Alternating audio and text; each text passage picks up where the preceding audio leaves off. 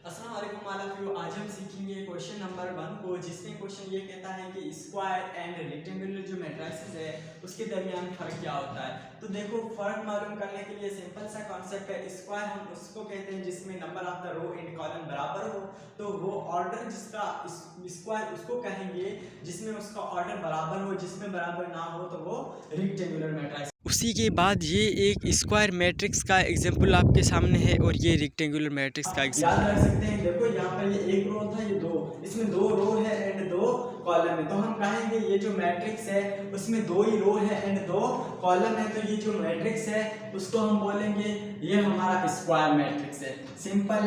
अच्छा, क्यों? क्योंकि इसमें जो मैट्रिक्स का ऑर्डर था वो था 2/2 का। उसी के बाद क्वेश्चन नंबर देखो 2 के ऊपर जाते हैं, जिसमें देखें एक दो रो है एंड इसमें अगर कॉलम देखे जाए तो कॉलम है 3। तो देखो ये बराबर नहीं है, तो इसका नाम है रेक्टेंगुलर मैट्रिक्स। ये बराबर था तो स्क्वायर, ये बराबर नहीं है तो रेक्टेंगुलर मैट्रिक्स। इसमें देखें 1 2 3 इसमें रो है और कॉलम 1 2 3 ही रो है एंड 3 कॉलम है। तो हम कहेंगे ये जो हमारा मैट्रिक्स है वो हमारे पास एक स्क्वायर मैट्रिक्स का एग्जांपल है। उसके बाद हम आते हैं इसके ऊपर। देखो इसमें सिंपल एक रो एंड एक कॉलम है, तो ये जो मैट्रिक्स है वो एक स्क्वायर मैट्रिक्स का एग्जांपल है। इसमें देखो एक रो है एंड दो कॉलम है, तो ये एक रेक्टेंगुलर मैट्रिक्स का एग्जांपल है। उसके बाद देखो इसमें भी दो रो एंड एक कॉलम, तो ये भी एक रेक्टेंगुलर मैट्रिक्स का एग्जांपल है। देखिए क्वेश्चन नंबर 1 सारा का सारा ऐसे ही। उसी के बाद हम क्वेश्चन नंबर 2 को सॉल्व करने जा रहे हैं। क्वेश्चन नंबर 2 में कहता है ऑर्डर जो है ना वो इस मैट्रिक्स में कौन सा है। तो हम ऑर्डर पहचानने की कोशिश करते हैं। तो सबसे पहले ये मैट्रिक्स है, इसमें देखिए 1 एंड 2। पहले लिखेंगे रो कितनी है और कॉलम कितना है। देखें सिंपल, दो इसमें रो है एंड कॉलम कितने 1 2 3, दो रो एंड 3 कॉलम। ऐसे भी लिख सकते हो R इंटू सी, या इसको M इंटू N, मतलब के 2 इंटू 3 आप ऐसे भी लिख सकते हो, दो रो एंड दो कॉलम। ये भी तरीका सही है, ये भी तरीका सही है। R इंटू सी लिखो या M इंटू N लिखो। M मतलब कि पहले रो उसके बाद कॉलम होता है।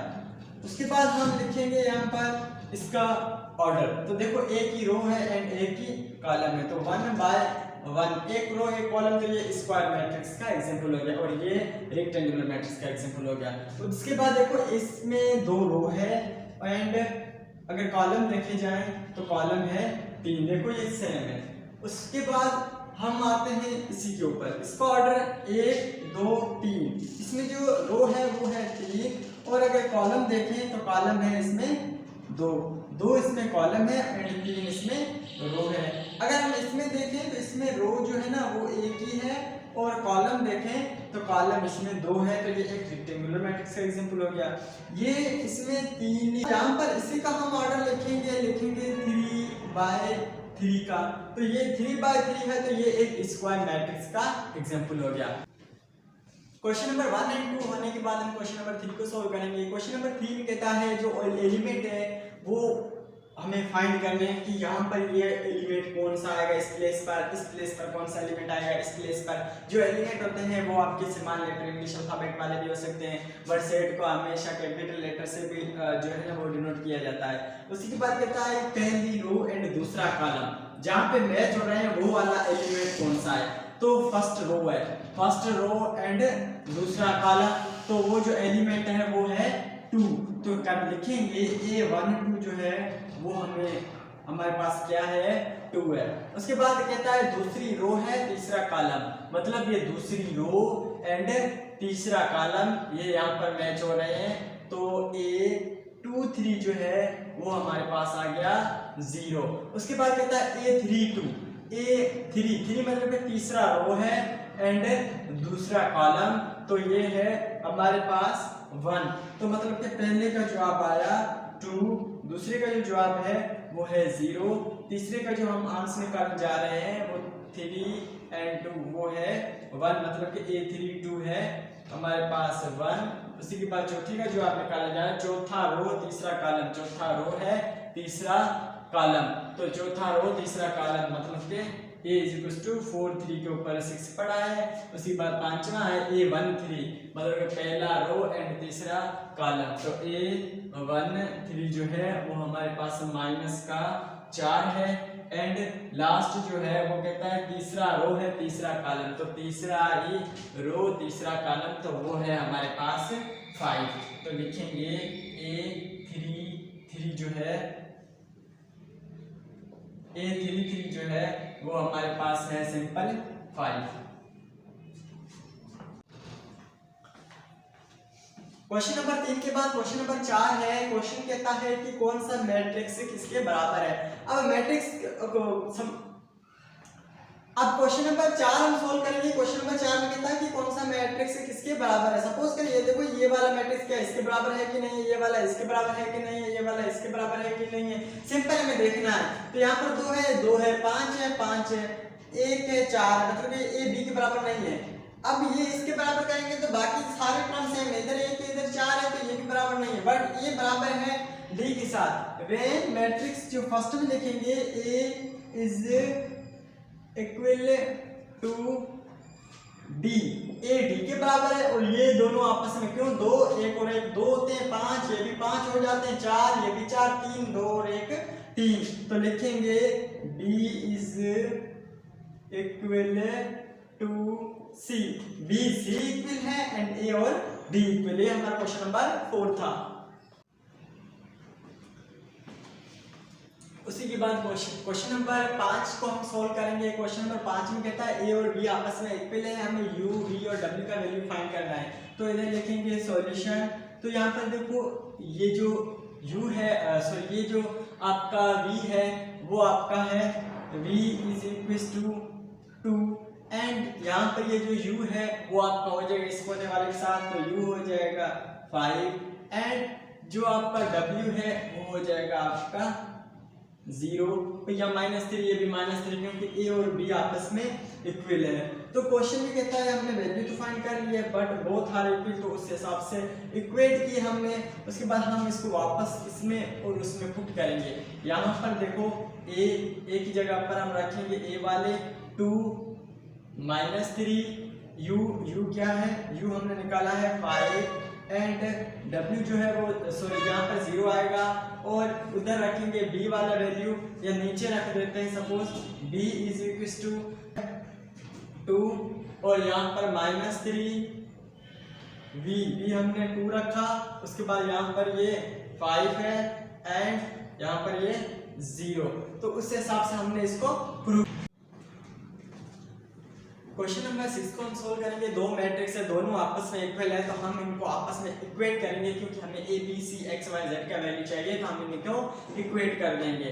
तो सबसे पहले है हमारे पास x + 3 इज इक्वल टू 0, तो ये प्लस का उधर जाएगा तो माइनस हो जाएगा। x का वैल्यू हमें मिल चुका है -3। अब हमें या सपोज z का चाहिए 1 बाय 1, ऐसे हम सोल्व करते जा रहे हैं। तो z + 4 इज इक्वल टू 6, तो z + 4 इज इक्वल टू 6, ये प्लस का उधर जाएगा तो हो जाएगा माइनस, तो z इज इक्वल टू 2। तो यहाँ पर हमने z का वैल्यू निकाल दिया, x का वैल्यू निकाल दिया है। अब हम यहाँ पर सपोज y का वैल्यू निकालते हैं। 2y - 7 इज इक्वल टू, ये इसके बराबर ही रखेंगे, मतलब 3y - 2। अब यहाँ पर ये y 2y इधर लेकर जाएंगे, माइनस का 2 इधर लेकर आएंगे, माइनस का 7 इधर ही पड़ा है, माइनस का इधर आएगा तो प्लस का हो जाएगा एंड यहाँ पर 3y पड़ा है, ये प्लस का उधर जाएगा तो माइनस हो जाएगा। अब यहाँ पर बचा 3y सॉरी यहाँ पर बचा सिर्फ y, यहाँ पर y बच जाएगा और यहाँ पर बच जाएगा -5 क्योंकि माइनस की जो डेटा है वो बड़ी है। x y z, अब हमें चाहिए a b c।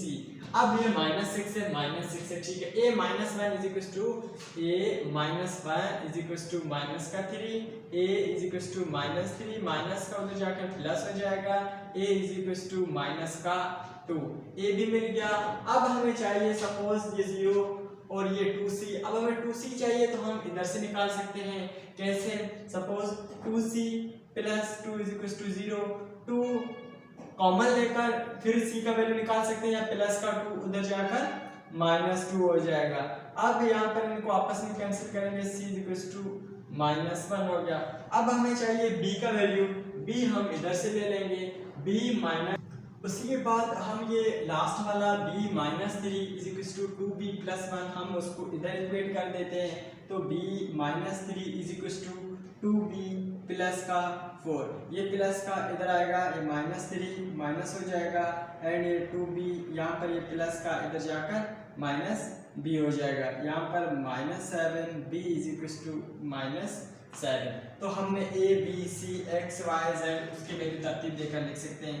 a is equals to suppose a is equals to -2 comma b is equals to -7 comma c is equals to -1 comma, उसके बाद x बराबर -3 कामा देंगे, y is equals to y बराबर -5 and z बराबर जो है वो हमारे पास है 2। तो यहाँ पर हमने ये निकाल लिया। उसके बाद क्वेश्चन नंबर हम 7 को सॉल्व करेंगे।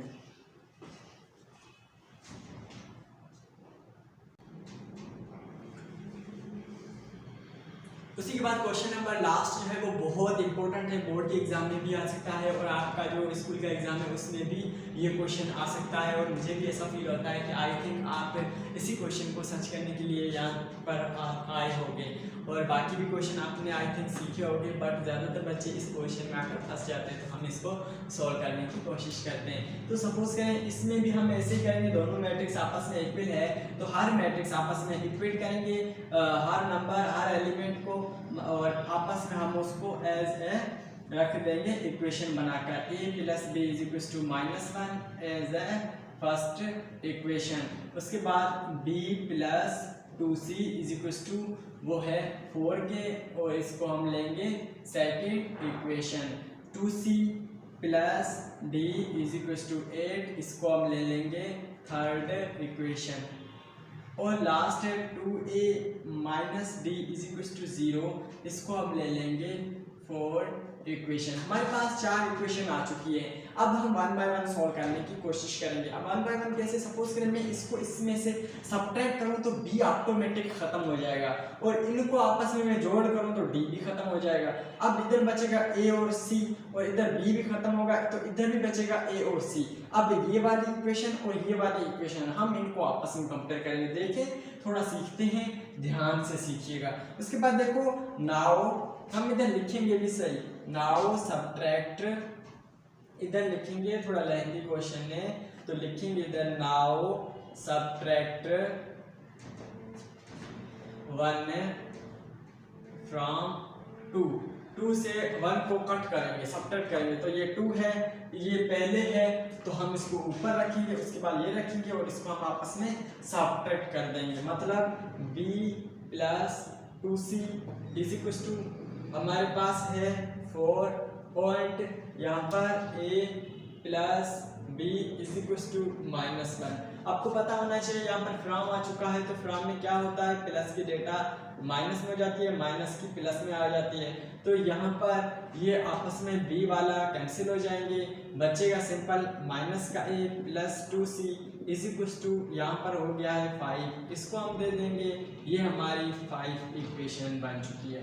उसके बाद हम सॉल्व करेंगे इक्वेशन नंबर नाउ 8, इधर लिखेंगे now 8 equation number first and equation number हम ऐड करेंगे तीसरी और चौथी को।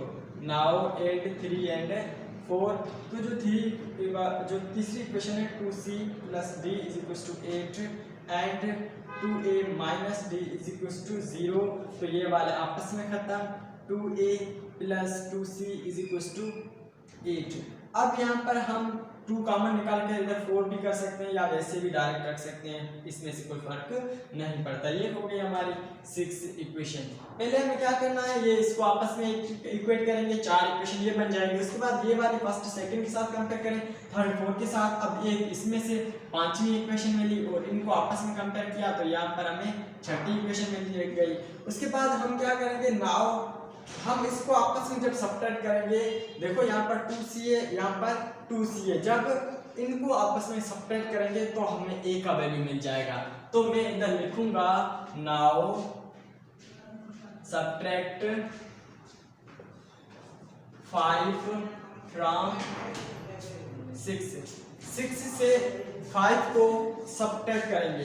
तो पहले हम लिखेंगे 6 इक्वेशन को, तो 2a plus 2c is equal to 8। उसके बाद 5 इक्वेशन को लिखेंगे ये वाली, minus a plus 2c is equal to 5। तो पता है फ्रॉम है तो हम जहाँ पे माइनस है वहाँ पर प्लस रखेंगे, जहाँ पे प्लस है वहाँ पर माइनस रख देंगे। सोल्व करेंगे, जब सोल्व करेंगे ये हो जाएंगे 3a इज इक्वल टू, ये भी हो जाएंगे 3, ये आपस में कट जाएंगे, a इज इक्वल टू 1। अब हमें a बराबर 1 के मिल चुका है। जब हमें a 1 के बराबर मिल चुका है तो हम क्या करेंगे, इसको 1 बाय 1 पुट करने की कोशिश करेंगे। अब सपोज a की जगह पर मैं 1 पुट करूं तो मुझे b का वैल्यू भी मिल जाएगा। मैं क्या लिखूंगा, now put a is equal to 1 in equation number first में मैं a की जगह पर 1 पुट करूंगा तो इक्वेशन है a plus B is equal to -1, इधर 1 plus B is equal to -1, ये प्लस का उधर जाकर -2 हो जाएगा। तो a का वैल्यू है 1, b का वैल्यू है -2। अब हमें c का वैल्यू भी चाहिए, तो c का वैल्यू क्या करेंगे, b is equal to -2 put in equation number 2 में पुट करेंगे तो b की जगह पर हम पुट करेंगे, क्या निकला है, -2 plus 2c is equal to 4। ये माइनस का उधर जाकर क्या हो जाएगा, प्लस हो जाएगा, 2c is equal to 4 plus 2, ये हो जाएंगे 6 2c। तो ये c का जवाब आ चुका है 3।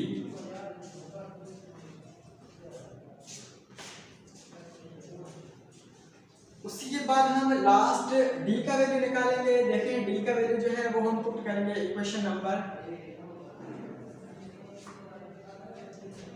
Now put c is equal to 3 in equation number 3 में हम इसको पुट करेंगे। जब c की जगह पर हम 3 रखेंगे, जब हम यहाँ पर 3 पुट करेंगे तो इक्वेशन है 2c plus d is equal to 8। 2c की जगह पर हम रखेंगे 3 plus d is equal to 8, ये हो जाएंगे 6 plus d is equal to 8, and यहाँ पर d इज इक्वल टू हो जाएगा 8 माइनस का 6 and d is equal to 2। अब हम इसको अच्छे से सिंपलीफाई करके रखेंगे तो a का जो जवाब निकाला है वो है 1, b का जो जवाब निकाला है वो है माइनस का 2, c का जो जवाब निकाला है वो हमने 3 निकाला है, एंड उसी के बाद जो d का जवाब निकाला है वो हमने बेसिकली 2 निकाला है। तो यहाँ पर ही हमने a b एंड c जो है वो हमने कांस्टेंट नंबर फाइंड कर लिए।